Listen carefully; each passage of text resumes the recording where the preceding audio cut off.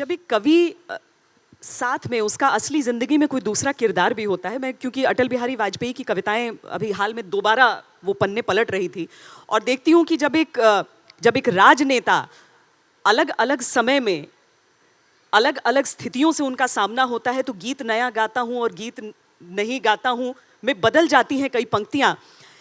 जब एक कवि एक सेंसर बोर्ड जैसी जगह पर भी बैठा होता है, क्या वो विरोधाभास उसकी जिंदगी में भी आता है? बिल्कुल आता है।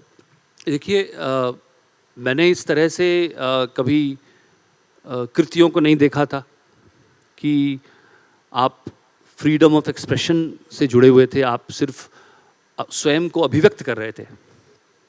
जब अभिव्यक्त की गई किसी चीज़ को देखना होता है एक किसी और वेंटेज पॉइंट से, योर वेंटेज पॉइंट चेंजेस।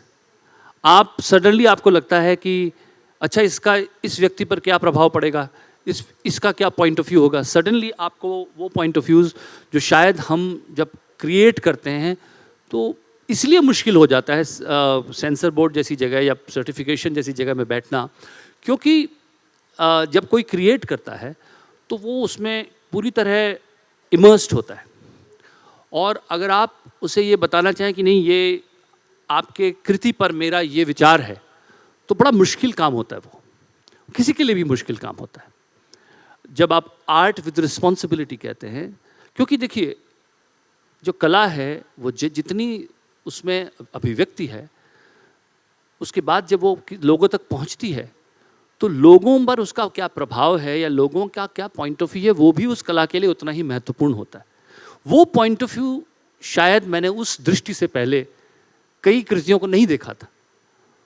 तो मेरे लिए तो ये एक तरह का अनुभव है कि मैं उस पॉइंट ऑफ व्यू से कृतियों को देख पा रहा हूँ, सिर्फ एक क्रिएटर की निगाह से नहीं, एक रिसीवर की, जहाँ वो डिकोड हो रही है, उस पॉइंट ऑफ व्यू से भी मुझे देखना पड़ता है। तो ये एक तरह की चुनौती तो है अपने आप में। और कई दफ़ा ऐसा होता है ना कि ऐसा नहीं है, कोई दबाव नहीं है कि आप कवि हैं तो क्लिष्ट शब्दों का प्रयोग कर रहे हैं, ऐसी कविताएं भी आपकी हैं, लेकिन साथ ही चूंकि एडवर्टाइजिंग से आप जुड़े रहे तो आपकी कविता में, आपके प्रयोगों में वो नए नए शब्दों का गढ़ना भी दिखता है।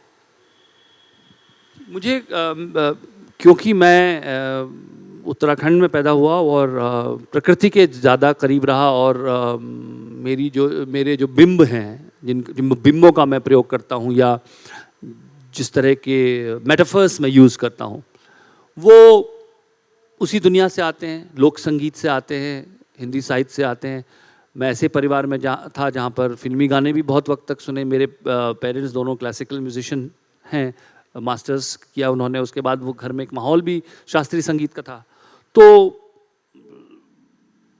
उसी तरह के शब्द आते हैं, उसी तरह की शब्दावली बनती है, वाक्य विन्यास बनता है। तो जब मैं फिल्मों में आया तो मुझे शायद ये यकीन भी नहीं था कि इतना ज़्यादा लोग उसको पसंद करेंगे।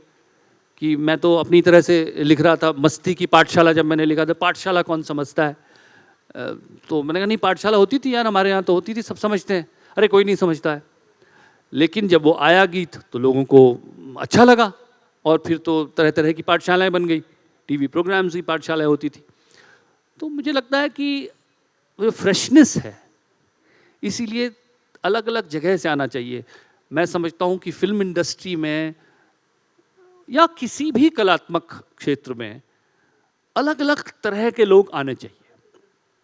जब वो एक पूरी नई दुनिया अपने साथ लेकर के आते हैं तो वो उसमें एक फ्रेशनेस स्वतः आ जाती है।